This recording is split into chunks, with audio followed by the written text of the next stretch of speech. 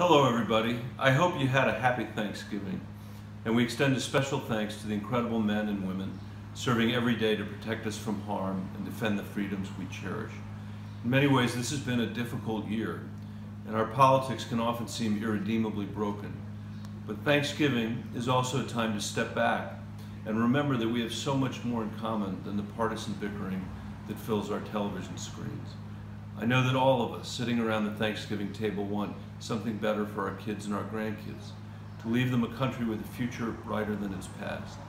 But that will only be true if we do for them what our parents and grandparents did for us. We now face a test of our commitment to providing that future. As early as next week, the United States Senate may vote on a tax bill, an incredibly consequential piece of legislation, affecting our entire economy for decades to come. Written in secret, this bill is being rushed to the floor without hearings or the chance for the American people to weigh in. As the vote approaches, I'm reminded of a mom I met in the small town of Bennet, Colorado, at an early childhood center. In the course of our conversation, she said to me, "I have a job, so I can have health insurance, and every single dollar I earn goes to pay for this early childhood center so I can work." Too many Americans face this cycle, living each day with impossible choices their parents and grandparents were never asked to make. Yet under the Republican tax plan, people making over $1 million a year would receive tax cuts of about $59,000 per year, while families earning $50,000 or less would see just $160 or $7.50 more each paycheck. Tens of millions of middle-class families would actually see their taxes go up.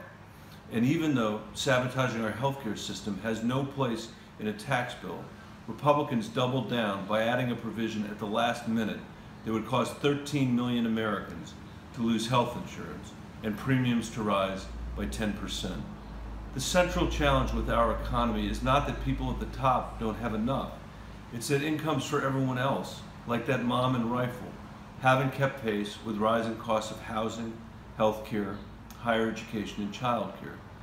The question before us is, are we going to ease that burden or add to it?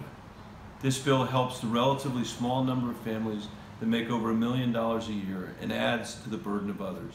That alone should be enough for us to scrap this approach. What's even more stunning is that it does this while adding at least $1.5 trillion and perhaps as much as $2.5 trillion to our debt.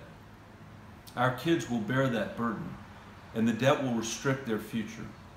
America's children don't have a vote in the United States Senate. The generation after them doesn't have a vote. We owe them the freedom to make their own choices, the same freedom our parents and grandparents had the decency to provide for us.